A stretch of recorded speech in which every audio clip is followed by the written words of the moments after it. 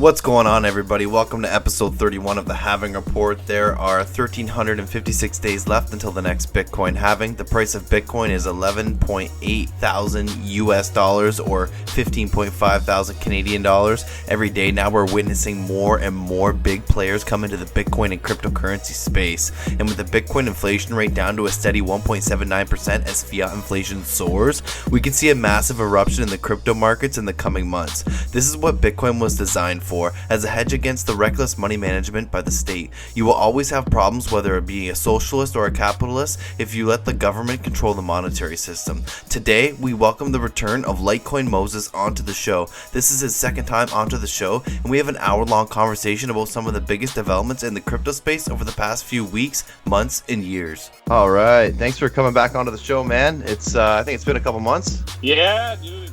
Couple months. I mean, we're past the boring period on Bitcoin, that's for sure. The market's getting hot, man. Hot, dude. I mean, damn, I've multiplied the bag a lot, man, since we last talked. Oh, serious, eh? Oh, hell yeah, man.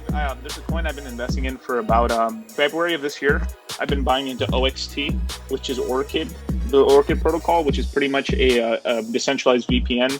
And not to shill it or anything like that, because it's already pumped a lot. But like basically, what it does is you pay in the cryptocurrency to get a decentralized VPN. And the VPN's kind of cool and everything, right? But the main thing about this token that people don't understand is that they actually sell internet. So it's really cool sort of service where you can, like, let's just say you're in an area with really bad internet, you can just use your Orchid credits or coins, and then bam, you have really good internet connection whenever you need it. And yeah, dude, it's pretty crazy. It's on the iOS store. It's got an app and everything. And then the reason this token even caught my eye was it's got a bunch of Ethereum OGs and a lot of Coinbase institutional money. So it was one of the only tokens that they added back in the day with a super low market cap. I mean, literally when this thing, when I found it, it was $13 million total for the token on Coinbase. What are we at now? We're just about 50 million. So 50? It's 50, yeah. Wow. It pumped, yeah, in the last 2 days. I mean, it was gigantic pump. I was able to trade. I don't trade. If at most I might swing trade a little bit, where like if the price on a coin goes too high, I move into another coin, and then once it kind of calms down a bit, I rebuy back in, and then I just increase my position size. I'm not really I don't like day trading or anything like that. That's how you lose your money. Yeah, no, I agree. I'm definitely on the opposite end of the spectrum. You know, I'm more of like a blue chip guy in terms of cryptocurrencies. Yeah. Like most of my holdings are in Bitcoin and then Ethereum, you know what I mean? And then a little bit out into the altcoins. I just don't want to be on zero, you know what I mean? Like I don't want to miss that one where, you know, even if you put in $50 in Bitcoin back in the day, it would be worth so much today, right? But before we get too much deeper, do you mind just giving the listeners a bit of context of who you are and how you participate in the crypto community, just in general? Sure. Yeah, my name's Litecoinmoses. I have a YouTube channel called Dollar Cost Crypto. I've been in crypto since about Q1 of 2017, about 2 days after Valentine's Day. I would have gone in before that. It's just I got a little preoccupied with Valentine's Day into crypto. But yeah, 2 days later, I managed. We got back from the trip, and then I downloaded Coinbase and a bunch of these other apps and stuff at the time. Well, it was more like websites, not even apps at the time, and just started getting into crypto. But I do 2 live streams shows weekly, which would be Discourse Syndicate, which is 3 times a week, which is Monday, Wednesday, Friday, usually about 6 p.m. Pacific Standard Time on actually DLive, which is the Tron Network YouTube channel, essentially. It's basically YouTube for Tron, as well as eventually then that broadcast actually gets put onto YouTube. And then every Sunday I do something called Moon Gang, which I think we invited you on before, I think, on Moon Gang. I just don't think you've been on. Okay. Yeah, definitely. That'd be fun. I did. Yeah. Well, I checked out. There's a link in your profile. I clicked that and watched some of that. And I was listening to your last Dollar Cost Crypto podcast. Yeah. So the Moon Gang show is just basically me and Charlie and Wasabi, which we pretty much just talk about kind of what patterns we see in cryptoverse and stuff like that. And we've been right so far, knock on wood. But then from there, how I originally started broadcasting into crypto was I had a podcast called Dollar Cost Crypto, which I invited you on, obviously. And I've been podcasting since, I would say, early 2019. I originally had a podcast before that called the Crypto Gamble Podcast, but I decided to rebrand it and then just launch an all brand new one. but it's been working out really well. The one good thing about having like you kind of want to drop information during the bear market because it builds you a base, and then it's almost like you're building a ship, and then you're building a big sail, even though there's no wind. And then once the crypto industry starts pumping up again, like it is now, you have a sail that pushes you like crazy because you've already put in the groundwork. Where a lot of other channels or a lot of people are just like barely discovering crypto right now and starting to channel up, so they'll be a little bit behind the curve, but I mean, it's all good. We're all trying to do good information out here. Yeah, no, I see your point there, and I kind of thought the same way when I thought about launching the Halving Report. I knew I wanted to start something up, but I wanted to make sure I got in during the bear market, and not after the whole pump comes and just be another, to try to start up after things have already gone kind of wild as we're all predicting, right? But right, you want to make these predictions earlier than later, right? And exactly. If I think you and I are both in that same boat where we know where crypto and blockchain's going, right? Exactly. I mean, right now it's still relatively pretty safe to buy crypto. Right now, we're still buying under the 2017 highs on most tokens. Bitcoin's not at 20,000. It's at what is it right now? Like 11,000, 12,000 right now. Yeah, a little bit under 12, I think. Yeah. So last time we had talked, I think we were still under $10,000 because it was even. I think we were talking even before the halving. Yeah, I think we were. Yeah. Yeah, which is pretty interesting. I think there was that whole period of time when, of course, everyone knows, like in February of 2019, it dropped to about $3,000. I was buying, but I mean, it was hard to push that green button, man. It was it was not easy, but oh yeah. You know what? For me, I was all for buying. I knew it was low. Yeah. I just didn't have a lot of capital at the time. With some of the shit I got into in 2017, I was down a bit, so I was kind of recouping there for a while during the bear market myself. Speaking of podcasting, there's been a lot of really good podcasts in the space lately I've been listening to, and not even podcasts, just things happening. Did you see the Winklevoss twins go over to Dave Portnoy's house and help him buy $250,000 in crypto? Even bought a little bit of Chainlink, I think, too. Yeah. Man, I was laughing so hard. That was the best 10 minutes of my day when Portnoy was like, when the Winklevoss said something about mining asteroids for gold. It's gonna rain down like sand, and he's like, "Are you serious?" Like, oh my god. He's not wrong. He's not wrong about that. I mean, we're the reason like gold is pretty safe, at least now for the next 10 years. But in somewhere between 15 to 25 years, there will be some company somewhere that manages to get some of those assets off an asteroid or mining something where it literally could double the gold supply. I mean, it's not that. I mean, like supposedly the world's total supply of gold is like, I don't know, like 15 meters by 15 meter cube or something like that. So imagine if you even got a quarter of that, you would crash the price of gold tremendously. Yeah, I don't disagree with that. I just think the whole dynamic was funny because Dave he doesn't see that. I guess he doesn't look into the future as far as the Winklevoss brothers do.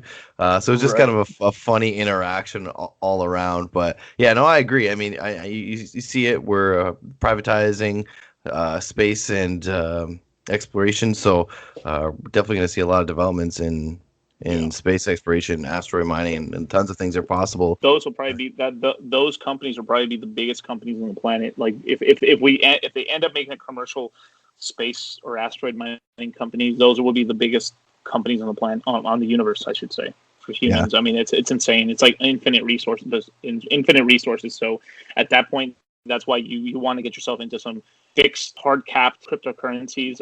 Obviously, you can still have some stuff that are having a small inflation rate, but you want to get yourself into hard capped assets like Bitcoin or Litecoin, because they, over time, as the money supply keeps increasing, you end up being protected through inflation in those assets. Even though they can go down, when they recover back up, you end up being way up compared to on cash or on most other investments.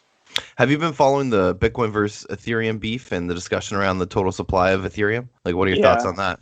I mean, it's pretty funny. It's a lot of Bitcoin maximalists just being haters. Really, they're what they're mad about. A lot of the Bitcoin maximalists is that Ethereum has all the shine right now.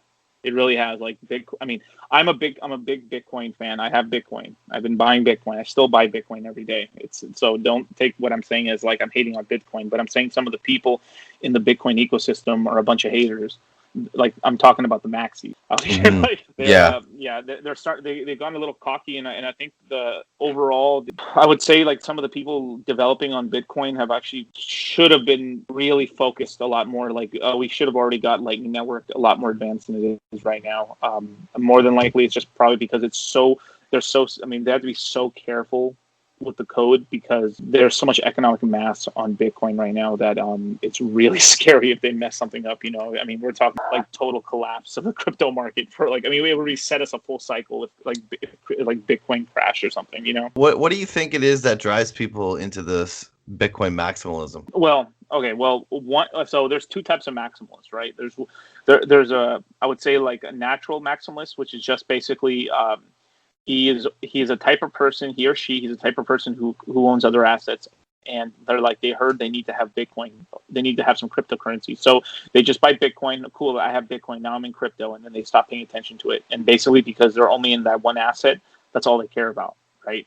And everything else is trash. Then you have something which I like calling reformed maximalists, which are people who are in the crypto industry that invested into ICOs or invested into a bunch of projects, got wrecked a bunch of times, and then basically said like, oh my god, what am I doing? So they end up funneling all the leftover capital into one coin, which is Bitcoin. Not a bad play, but basically now that they've made some gains on their Bitcoin and probably have made back some of their gains, they're like, screw these other coins, which I understand it. I mean, there's a psychological reason why they're doing what they're doing, but it's sort of like you can't close yourself off. Being a maximalist is pretty dangerous because you miss out on opportunities. I never would recommend like throwing all your cash into one coin. Obviously, diversify a little bit, but I mean, it's like, like having a good portion of your portfolio in Bitcoin is not a terrible idea if for your crypto assets. But I mean, you shouldn't just pigeonhole yourself into Bitcoin. Did you see the recent podcast with Pomp and Roger Ver? No, I haven't. But, okay. That one's a pretty good discussion too between maximalism and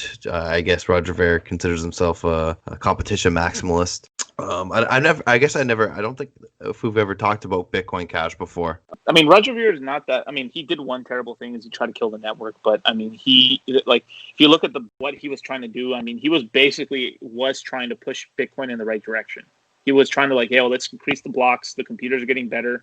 We can process more information. Let's just do this because we need more transactions per block. And they didn't want to do it because I don't know why. I think basically because it was like kind of greed. Like the miners are being greedy for the most part. That's what was going on with because a lot of the community was kind of like, all right, we need to do something, right? And I think they passed SegWit. It's like, okay, if we pass SegWit, then you'll give us the block increases. Yeah, for sure. They got SegWit, and then they didn't want to do the block size increases, and then of course you saw what happened with the halving. I mean, not the halving. I'm sorry, with the Bitcoin Cash fork. Right. And now, I mean, as time goes on, it kind of did make. I mean, it did. Now it really does make sense to increase the block size a little bit on Bitcoin, to tell you the truth, just to get a little bit more transactions and stuff out of Bitcoin, because I mean, pretty much like computing power essentially doubles every 2 to 3 years. So we over time, we're going to be able to handle more and more. And it's not the best thing to. I mean, it's not the overall answer because at a certain point you kind of max out a little bit, but it is sort of a short-term remedy, sort of like how. I mean, there's a lot of people mad right now at Ethereum right now that they have not increased their trend. Right now on the Ethereum network, we're having a huge problem right now with gas fees. They're outrageous right now. It's actually really hurt a lot of the gaming, the NFT market, which is some stuff like Decentraland, Sandbox, Crypto Voxels, and a lot of those games. Because any lower priced item, it pretty much doesn't make sense to trade it because your gas fee will be worth more than the item. Right. So which is really hurting them. And now we're getting to the point now where people who are purchasing under, I would say, $30 of a cryptocurrency, it's not really. I mean, you're almost getting hit with on a good day on gas fees on Uniswap, you're getting hit with about $5 to $10 on $30 of crypto being purchased. So you're talking about a 10 to 15, 20% tax on your crypto. I mean, literally, it's a ripoff. You essentially almost have to buy $100+ for it to even make sense. Yeah, and that's not good. That's not good. Yeah, I mean, that's why people are any coin that you can get on something like a KuCoin exchange or one of the major exchanges, you're probably better off buying it on there because the fees are probably lower. But of course, a lot of the coins that are still early are on these Uniswap exchanges, these DEXs, and some of these other. So the coins you have to get on those exchanges. But if you can get around it by going somewhere on KuCoin or something, you're better off doing that and then transferring the coins off to a hardware wallet. I see. So is this you see as like a flaw in Ethereum or something that like just a problem that needs to be solved? It is a bit of a flaw, and it's something that they're actively trying to solve it right now. I mean, there's you'll start hearing. So right now we're on the DeFi hype of the cycle on Ethereum right now. So everything is DeFi. The next big hype thing that's going to happen in the Ethereum network, or at least the overall like alt market, is something you're going to start hearing about Polkadot very soon. What's Polkadot. that? And so Polkadot. So one of the co-founders of Ethereum, I think his name's Gary Woods. I think if you remember Andreas Woods, I think he's the guy. I'll find out later and stuff, and I'll send you the name. But basically, what he did is he's the guy who created the Solidity coding language for Ethereum. So he's the guy who actually made the actual code language for Ethereum, Solidity. And he left Ethereum and went to go make his own project. And his project's essentially a scaling platform / sort of like an ecosystem booster to Ethereum. So he's pretty much making a coin and a multiple other coins in the Polkadot system that are basically going to like complement Ethereum to kind of help it over its kind of like hurdles and stuff. Like one of the big things is they've launched a token, one of the first tokens on the Polkadot blockchain, which is called Ocean Protocol, which it's really a really interesting coin. You should probably look into it, but it's called Ocean Protocol, and what it does is imagine something like a Uniswap or an IDEX. The number one problem with these platforms is that you can trade any RC20 token or anything on the Ethereum network, right? But what if I want to trade Bitcoin for Ethereum, or I want to trade Litecoin for Ethereum, or Neo, or any of these other coins that are out here, right? Because right now there's a big roadblock where right now you have to buy Ethereum to get whatever coins you want, right? But a lot of people have a lot of other coins in other systems. So there's this whole thing where there's a bunch of money that could be getting into the Ethereum network and system, but can't because you can't use your other cryptocurrencies to buy the RC20 token. So what the Ocean Protocol is, it's a network that you just run on top of a DEX. It doesn't matter what it is. You pay a couple fees to the network, and it basically allows you to trade Bitcoin into Ethereum on a Uniswap or Litecoin to like Synthetics networks or OMG network or any RC20 token. So we're gonna start seeing the DEXs get this huge power boost pretty soon when the Ocean Protocol is actually adopted by more of these DEXs.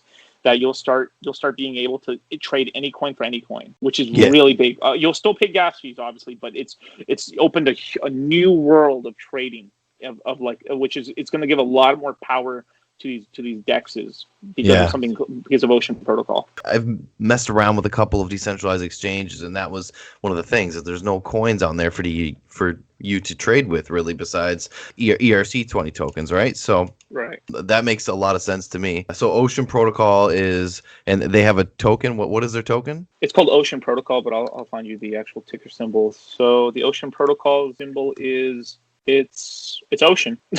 Ocean, yeah. Ocean. Okay. You can the easiest place to buy it is no KYC. Buy it on there, then take it off the exchange. Okay. I really like. I mean, obviously, don't keep a lot of coins in there unless you have to. But very good exchange, no KYC, and they just upped their daily withdrawal limit from 1 Bitcoin to 5. So you got like 60 G's worth of cash you can take out per day on there. Yeah, KuCoin's a really good exchange. And I'm just looking at the price of Ocean right now. Like, it's spiked in the past 3 months. Oh yeah, people are finding out about it right now. I mean, we're like, so right now it's the whole craze. Yams, this and this token, that, and Chainlink's essentially DeFi too. So it's like Chainlink. We've had the whole Cardano thing right now, right? Stellar's pumped a little bit too. So is Tezos. But like, what I'm mostly talking about are things like Aave, Maker, DAO, Synthetics Network, Compound being the big one right here. Like, that one was like the weirdest thing. Like, this token launched on Uniswap for like 1 hour at $60, and then from there it launched up to $600, I think, at one point. Holy shit! Yeah, it's pretty crazy. That one was super manipulated. That one was pretty much an entire insider job. I mean, like, let's see, its all-time high was Yeah, so its all-time high, I guess, is about a little over $400 for this token. Okay. And right now it's sitting about $200, and it was an unknown token that instantly got added to Coinbase. Sure, no insider trading there. Of course, right. You know what I mean? It's just like, Yeah. What's happening in the realm of Litecoin since the last time we spoke? Last time we covered a lot about what Litecoin is and how it differs from Bitcoin, and basically a lot of the things are 4x from what I remember. Everything's multiplied by 4 in Litecoin, right? 4 times yeah, faster. four times more supply of coins. Yeah, it's 4 times more transactions. Yeah, it's a bunch of fours on here. Yeah, are you? Even the market cap's 4 billion right now. Well, yeah, it was crazy to see Chainlink actually just surpass Bitcoin Cash and Litecoin recently too, right? Like that's pretty huge. I'm expecting a pretty good run up on Litecoin pretty much at the end of this month. Oh, really? This month? This month, yeah. So there's two really big things going on in Litecoin is that the grayscale investments are buying about a couple $100,000 of Bitcoin a day. I'm sorry, of Litecoin a day. Essentially, they own about 0.5% of all the Litecoin in existence, and their goal is to get about 2% of the total supply of Litecoin. Litecoin and Bitcoin Cash just recently got allowed to have their own little ticker symbol. So before, you actually had to just deposit a lot of cash onto their platform, and then from there they'd purchase your coins and hold them for you. Now you can just buy the ticker symbol, like something like GBTC. Same thing for Litecoin.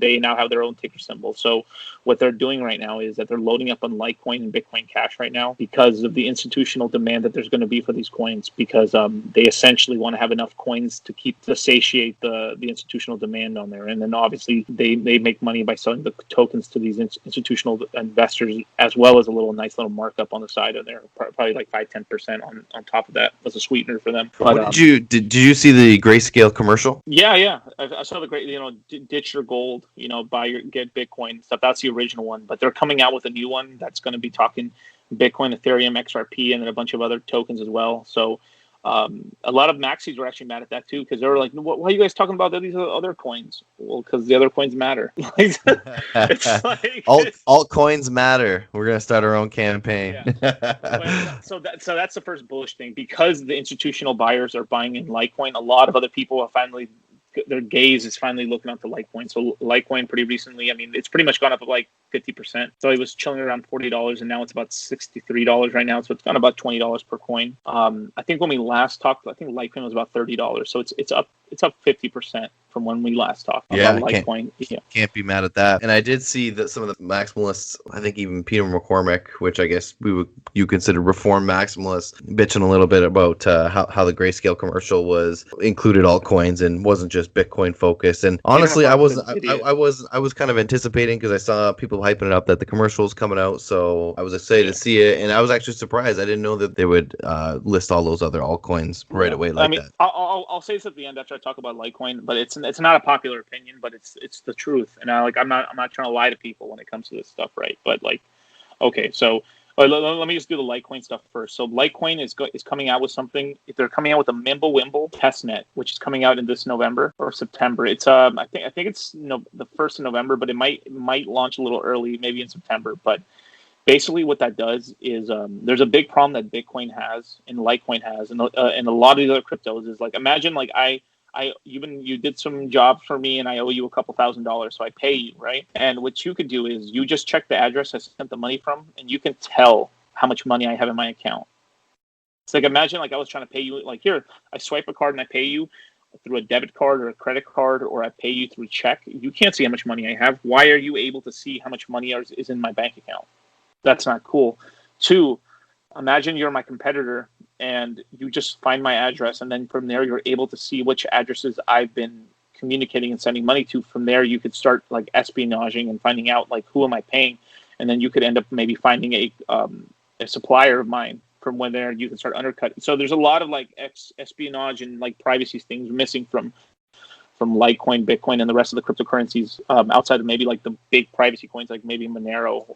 But basically what Wimble does is it's the first layer of privacy that you're going to have. So imagine that I send you a Litecoin, you'll just know that I sent you the Litecoin, but you can't tell how much Litecoin I have. It's going to start adding fungibility to the Litecoin network. And eventually, once Bitcoin gets off its ass and eventually sees like, oh wait, we might need this, the big thing about Wimble is that Charlie Lee made sure that this this application can be added through a soft fork, not a hard fork. So that's a really important distinction, is that obviously Bitcoin can't handle a hard fork again. They can. So how do we pass this along? Oh, we'll make it a soft fork.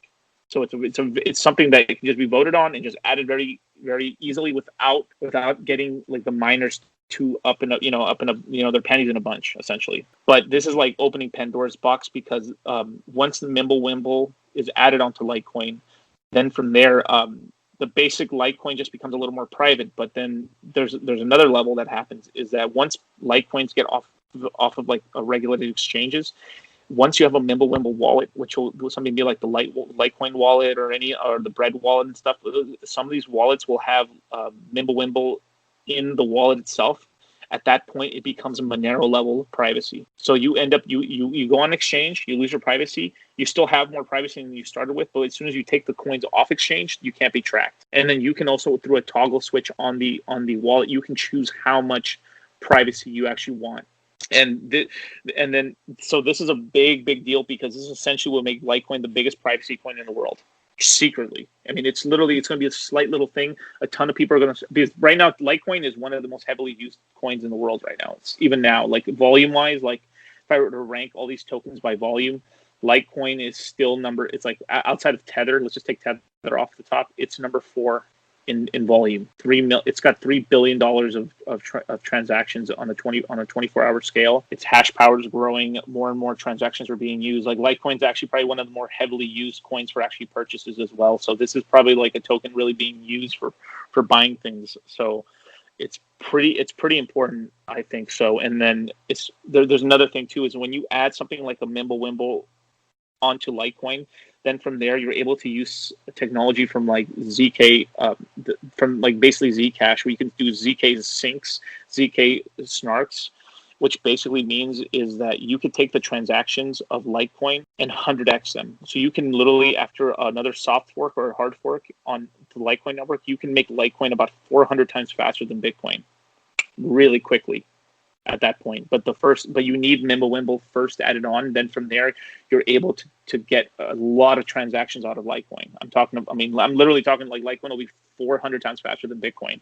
And then simply after that, with every 6 months, you can start increasing the amount of transactions per block to like a really crazy level. I mean, like 1,000 transactions per block or something. Like it's pretty crazy, man. I mean, I'm really bullish on Litecoin long term. Obviously, they have to.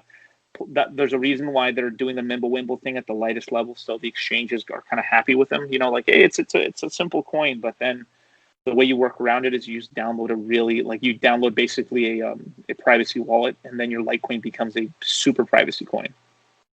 I see. Yeah, that sounds amazing to upgrade its level of security. Now, just playing devil's advocate a little bit here. Now, So ultimately, Litecoin is private optional. No. So the privacy won't be optional once it's soft forked in.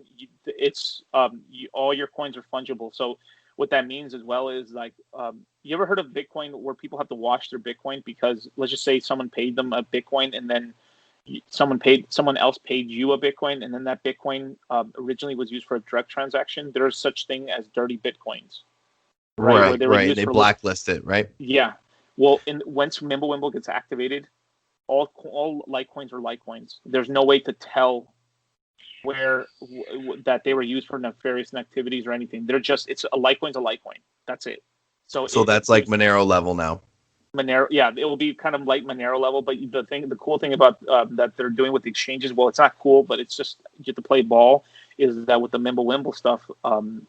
Like Charlie Lee and the Litecoin Foundation gives a special key essentially to the exchanges where they can, inside of their ecosystem, they can tell where your coins are going. Once they leave their ecosystem, they no longer can track you.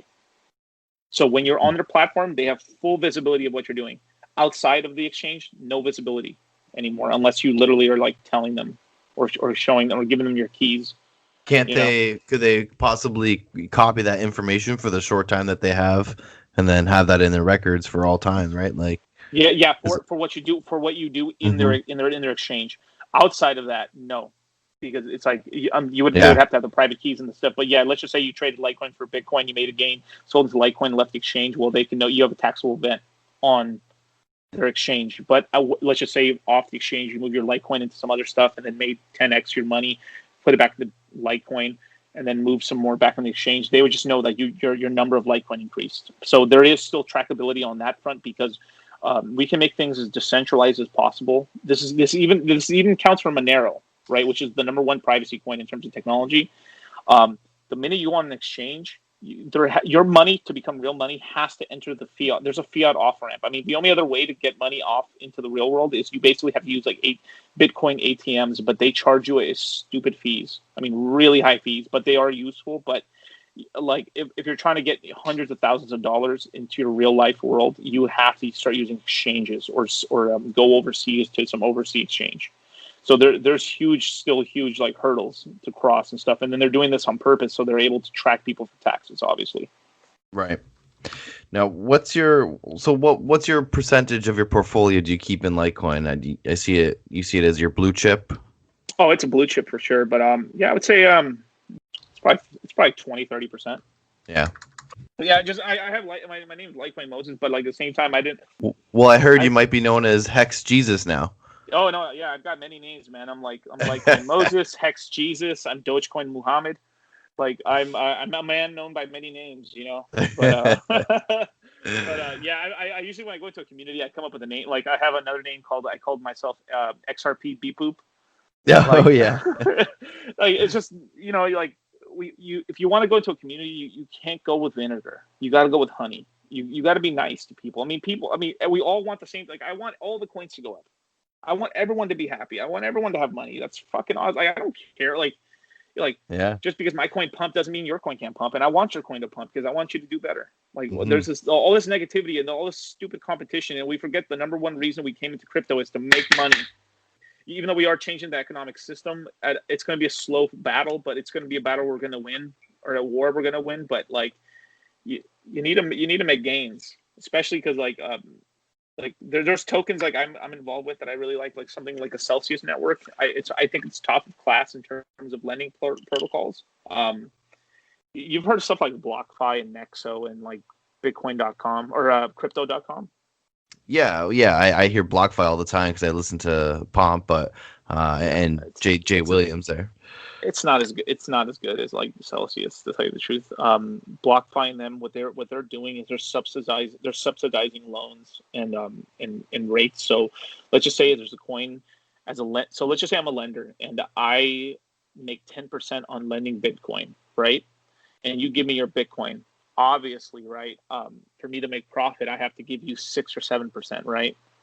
Well, what's going on is something like Celsius. They give you about 80% of the money they make off of crypto. So imagine I give you 8%, and then platforms like Bitcoin.com, like Crypto.com, give you 6%. So what they're doing is that they're taking a hit and using investor money to juice up the numbers to be better or on par with Celsius network. And what they're doing is like a lot of these platforms are actually becoming they're starting to become very vastly unprofitable. Essentially, they're just running off. What they're doing is almost exactly what like big VC funds are doing, like something like an Uber or an Amazon or something, where like they are they're running negative. Essentially, they're spending all their money on advertising to get as much users as possible, giving them all these good rates and stuff and everything. But so you got to rely and depend on these platforms to be fiscally responsible, right? I mean, you're essentially you're giving up my issues with you're giving up with your private keys, right? You're no longer right. in charge of your coins anymore, and you're putting all this. And even in 2017, there was all these platforms coming out where they said do the same thing: give us your money, we give you this percentage per month or per quarter or whatever. And I never recommend putting your entire stack. That's really dumb idea. But so what's going on right now in the United States is we're heading towards a point where like even JP Morgan, Bank of America are going to be able to hold crypto. Give it like 3-5 years. Eventually, I'll be able to walk into a JP Morgan branch. Here's a Bitcoin. Thank you, sir. I would like a loan on a house. Okay, there you go. Boom. Next. Like that's what's going to happen within the next 5 years. Really? So, 100%, they're able to hold that. So, I mean, basically, what's going to happen with that is Bitcoin I'm guessing Ethereum as well, but it's probably just going to be Bitcoin at first. Bitcoin's going to be treated like a gold. So right now you're able to, if you walk into a big branch, I'm not talking about the local branch you go to. You actually have to go to a big branch in the big city, a main branch. You can walk in there with gold and get basically a 50% LTV loan for basically no interest or 1% interest. So let's just say I have a $100,000 block of gold. I walk into JP Morgan. I like $50,000. Sure, sir. Sound on the dotted line. Cool. Thank you so much. And they give you $50,000 direct deposit to your account, and then you just pay back the loan. Or if, at some point, let's just say you default on the loan, they're more than happy to take the gold because they will make a $50,000 profit on the gold. That's when you have hard assets. It's sort of like borrowing money on your real estate, where it's the same thing. You have paid off real estate, you're able to borrow. Obviously, with real estate, they charge you a little bit more because real estate can always be kind of destroyed, essentially, or it can depreciate in value a lot more easier, or there's things could burn down for all you know. So there's a little more risk there. So that's why they charge you more interest rates on real estate. But when you borrow on gold, because they hold the gold in their vaults and stuff, and they have insurance, they give you pretty much like no interest. I mean, you don't have to pay them anything. It's almost you're just paying dollar for dollar back. And their hope is that they hope that you default on that so they can take the gold from you. So it'll be the same thing with Bitcoin. So if you're using your Bitcoin to back a house or a mortgage, what's going to happen to these fiat currencies then? If they're taking that alongside fiat currencies still, or how do you see that playing out? Are they just going to digitize them? Oh, they're going to digitize. I mean, right now they're digitizing the dollar already. It's already happening. But but as the world what's going to happen is there's this whole thing that the United States dollar is going to fail. It's not maybe one day, let's just say in a cycle or two cycles, or maybe at the end of this decade, right?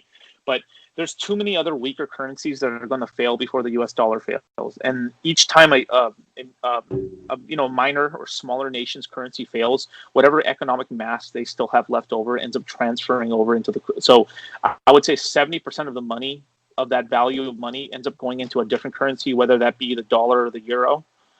And so this is a report I saw. I'm not sure if it's accurate or not, but they said every time a currency fails, something like a Venezuelan currency or anything like that, it looks about 2 to 4% of the total economic mass of that country's currency ends up going into crypto. 2%. Really, that's huge. Yeah. It's really huge, but yeah, it's gigantic. I mean, right now, like in Venezuela, they're using a ton of Dash and Litecoin in Venezuela, mostly Dash, because Dash was one of the currencies that actually went into Venezuela to help them out, and were trying to get people to use Dash, and they did, but they just kind of ran out of money to keep operations going in South America. But I think they're trying to push their petrodollar or their petro coin, right? And I think I just saw recently that they've now just allowed you can pay your taxes or your property taxes in petro coin. So is that? Yeah. Do you know anything about that? Yeah. So there's only 3 currencies they allow to use. So obviously their currency, the petro, Bitcoin, and Litecoin. Only currencies are allowed to use in Venezuela. So you are able to use Litecoin and Bitcoin in Venezuela, as well as the petro, but the petro essentially failed. So people are using either Bitcoin or Litecoin, or they're just using whatever they can to make money. Essentially, they're still using mostly the dollar, if I'm being for real, if they can get their hands on it. But this is one of the reasons why over the world, of that money that goes into crypto, 80%. So if 2% of the money ends up going into cryptocurrencies, 80% of that money ends up going into stable coins.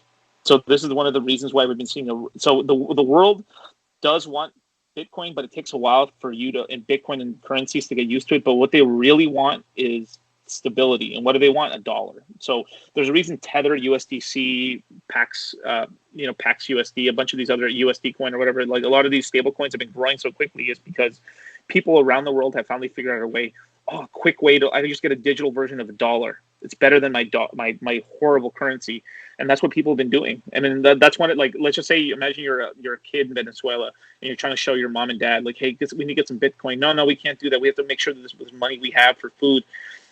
So the kid figures out, look, we buy Bitcoin, and then we move it over to Tether, and then we have dollars. And then the parents are like, okay. And that's kind of what's been going on. And then once you get used to using currencies, cryptocurrencies, Tether and stuff, then it's sort of a gateway drug. We're like, I can trust this. Let me put it into Bitcoin. Let me see how much it's gone up already. And that's what's going on. So you're saying essentially that country by country currencies will fail, and that percentage of that will end up in cryptocurrency, but it's probable that that percentage will increase, right? Yes. As we progress. I mean, it's not eventually. It's just they're not going to want to start a new fiat currency when Bitcoin is essentially swallowing the world whole. So Mhm. maybe later on we might see them, rather than adopting their own currency, digital currency, maybe just adopting one that's already out there and widely accepted, Bitcoin, Exa- or Exactly. Litecoin on these other ones, right? Yeah. Exactly. And then, yeah, most of their economic mass of the world's probably it's going to be sort of like how everyone dumps into the dollar, everyone's going to dump into Bitcoin. But because Bitcoin's already worth so much, it's going to go up a lot. But in terms, like, let's just say Bitcoin goes to $100,000, right? That's a 10x. But at that point, the total market cap of Bitcoin will be over like $1.5 trillion. No, wait, I'm sorry. Yeah, like almost damn near $2 trillion. With that much money into Bitcoin, people who already own Bitcoin end up moving their money into Ethereum, into Litecoin, XRP, and Bitcoin Cash. And because the market caps of those cryptos are much smaller, in terms of percentage gains, you end up getting like 35x, 100x on these tokens compared to Bitcoin, where Bitcoin's nice, safe blue chip. So it's almost like we're leveraging the world's money in Bitcoin so to pump these other tokens up that gives us the real gains. And then from there, once you make those crazy gains, essentially you diversify yourself back into Bitcoin and give yourself a really long-term hodl bag. Mm-hmm. That makes sense.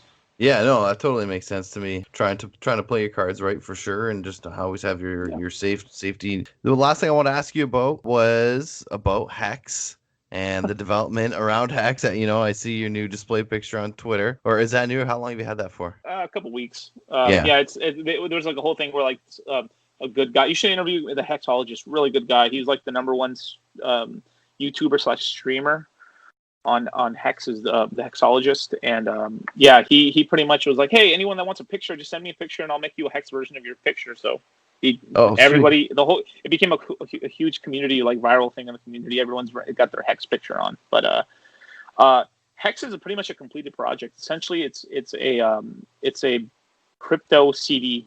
That's what it is. So it's a time deposit. So let's just say you have 1,000 hex and you stake it for 1 year. So you say you're gonna in 1 year from this date you will stake it.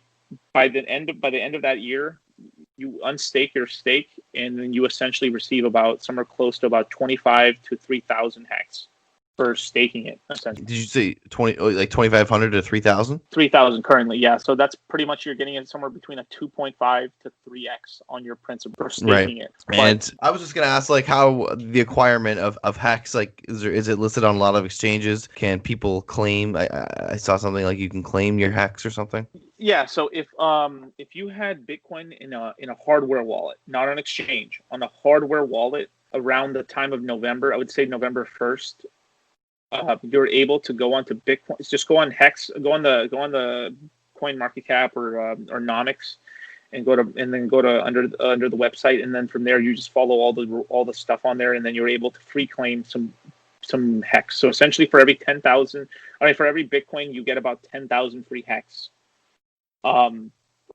That because so much time has elapsed already, you're pretty much for every Bitcoin you have, you're essentially getting 3,000 Hex for free. It's just a free little bonus, but to tell you the truth, it's probably you're better off just buying Hex with like Ethereum. The main exchange is Uniswap, and here's a little funny fact right here. The first major coin that actually got Uniswap famous and actually gave them volume was actually Hex. And there's been a little bit of a battle with Hex and Uniswap because Uniswap's been trying to hide that information for a long time. But the number one liquidity coin and highest exchange volume was actually Hex for pretty much most of Uniswap's existence. I see right on their website you can buy Hex via bank Yeah, or credit card. Yep, that just became very recently. So you can now you don't even have to go into Uniswap. But in terms of number one exchange, it is Uniswap Yeah. right now, V1 or V2, whichever gives you the better price. But yeah, you can buy directly with the pound or the US dollar, or I think the Canadian dollar as well, and the Australian as well. There's a lot of little options there. Obviously there's fees and stuff, but that's pretty much easy. All you need is something like a MetaMask or any wallet that accepts RC20 tokens, and you're good to go. Right. So right now, there is about 90 days left of essentially like its ICO phase left. So it followed the same thing EOS did, where EOS essentially did like a 1 year ICO phase where you send Ethereum into the contract and then you get a little bit of like EOS compared to how much Ethereum you send. And right now we're at the last stretch, 90 days left. It ends November 14th of this year. And after that, the inflation rate ends up going down to about 3% a year. What's it at now? It's pretty high right now. It's because right now, like each day, 500 million hex are being created every day. So we have about another 45 billion coins that are going to be online, and after that, the token, you will only be able to get new tokens by staking, essentially. Okay, I saw on Twitter Peter McCormick asked Richard Hart if he wants to come on the podcast and do Hex versus Bitcoin. I think he was joking, but that was, I think, today or something. McCormick made himself. McCormick, look up Richard Hart and Peter McCormick. Peter McCormick, like I like Peter McCormick, like in terms of like I liked his content before, but man, he made himself look like a fucking idiot. When he went on Richard Hart's podcast, dude, he was just acting like an idiot, like scam. Dude, he was so terrible that like all the maxis and all the people were like, dude, he actually took a 2-month break off of podcasting because so many people were like, dude, you looked really stupid on that fucking podcast. Like a lot of his buddies were like, yeah, that was not a good look, dude. You looked really bad doing that. I mean, it was not, he did not present himself in a good light. I mean, it looked terrible, man. I mean, I mean, why even go on if you're going to do that the entire time? You know what I mean? Yeah. Like at least give it a chance. Try to understand what he's doing. I get it if you're not technical, totally relatable, but you got to give it a chance and listen to it. You can't just go on there and just interrupt him the entire time, right? So currently, right now, Hex, the price of Hex is about 20% of a penny. So imagine if it's you need 5 Hex to make a penny. Does that make sense in terms of USD value? Yeah. So. Obviously not financial advice, but I think buying under a penny is pretty safe in terms of like price. Yeah, buying under a penny. Once you start getting to I would say 2 pennies is probably the maximum from there in terms of just risk to reward ratio. Obviously, like I'm an OG. I have a lot of Hex. I literally got in day 1 since the beginning. So I mean, my cost. I mean, I'm up 80 times on my money currently. Keep seeing Richard Hart's name pop up on Twitter, 36x, 100x. Yeah, it was appreciated like crazy, man. It was a crazy ride, and then I personally think we're like once the big payday ends up happening, which is like the last day of the inflation, the inflation cuts down. We're probably going to get a little dump afterwards, and then at that point, the lack of new coins coming online. It's sort of like big, like there's someone called Isle. He was a developer that developed on Hex. What he pretty much said was, after big payday, it's essentially like imagine like you got hit with 3 halvenings in one day. It's comparable to the 3 halvenings in one day on the Bitcoin network. That's what's happening to Hex, where its inflation rate will never go above 3.65%, which is pretty crazy. So right now it's got a pretty high inflation rate, and then boom, it just disappears at that point. And then you basically, the only way to get Hex is you have to buy it on exchanges. And then what ends up happening is that people stake their Hex. So you can stake Hex from anywhere from 1 day up to 15 years. And what ends up happening is that people stake their Hex, and then a certain portion of it, let's just say you have a million Hex, and then you take 100,000 for each year. Well, the Hex that's from year 7 to 15, that Hex is pretty much gone out of the circulating supply so you're only really allowed to emergency unstake halfway through. So imagine you have a 1-year stake. So halfway, like 6 months later, you emergency unstake. You safely get your coins out of the system without getting a penalty. But if you emergency unstake, let's just say I stake for 1 day, and then 2 weeks later I have a nightmare. I'm like, oh my god, I need it. I want to sell it. You emergency unstake, you take a huge penalty. So this is kind of like the carrot and stick, where like if you say you're going to stake your coins for this much time, you're going to get rewarded. You FUD out and do some dumb stuff, you're going to get a penalty. And that was pretty unique in terms of the cryptocurrency, because a lot of the one problem with like a lot of coins like Tezos or Cardano and stuff like that, which I really like those coins as well, is that they have a lot of fair weather staking pools, which means is like, as things are going good or just staying boring, a lot of more and more of the tokens ends up hitting into staker pools, which ends up drying up the circulating supply. But imagine the minute there's some bad news, 20% of the total supply ends up coming online into the exchanges, which ends up creating a huge price dump. That's a bit of the problem with staking pools and master nodes that a lot of people had, is that the minute there's any news or some big whale decides to take their coins out, they take their coins out, and then a tremendous amount of supply comes online, which just pretty much destroys the price. Where with this, this controls the flow of the supply, and basically, if let's just say you would have about 1 million coins due to you in interest, but because you emergency unstake, you just get back your $250,000 hex, and you can sell it, but then you lost all that interest gets then transferred over to the stakers that decide not to emergency unstake and keep their promise of stake. They keep that percentage and give it to the others that do stake. Yes. Yeah. Interesting. So it's like this is complete speculation. Obviously, like any project could die, even Bitcoin. I mean, like literally, like this is crypto, right? But imagine you get 10 years later, and I start unlocking the 10-year stakes on current kind of calculations we've done. Let's just say I had about 100,000 hex, which is currently about maybe like I would say that's about like $200, 100,000 hex.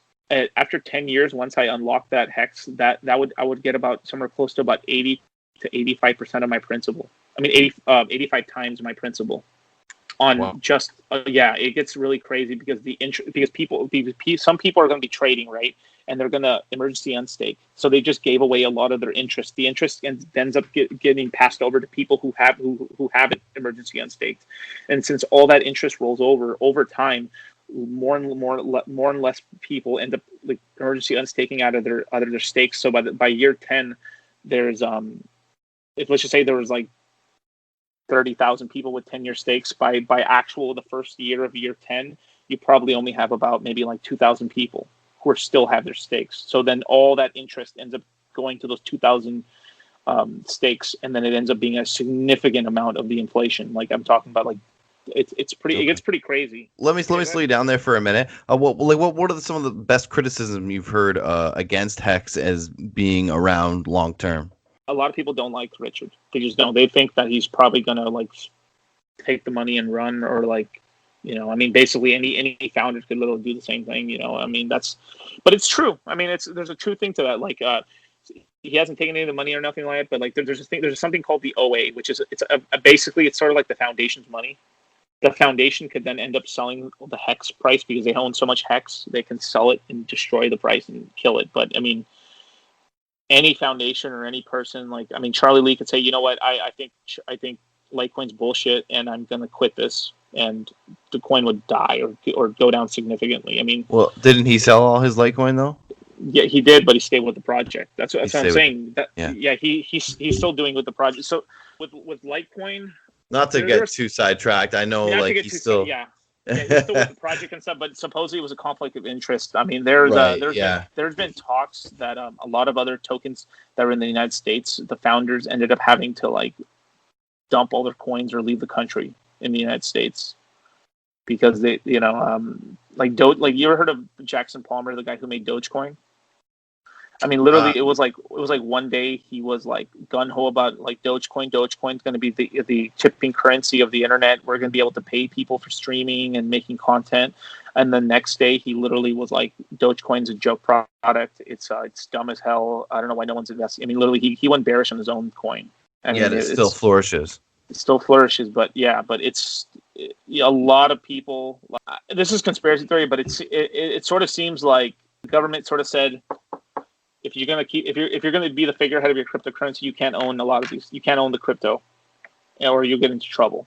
And I think one of the reasons why Charlie was kind of allowed to like still rep his token was because he was the first engineer in Coinbase, and Coinbase kind of had enough lawyers and protections to keep Charlie safe, essentially. Where like someone like Jackson Palmer, he was just some guy who made the token for fun, and it caught on, and then he pretty much, I think he just got scared, to tell you the truth, and decided just to go FUD his own project so he wouldn't get in trouble. Yeah, there's a reason a lot of other major coin people who made the coin tokens that they don't live in the United States.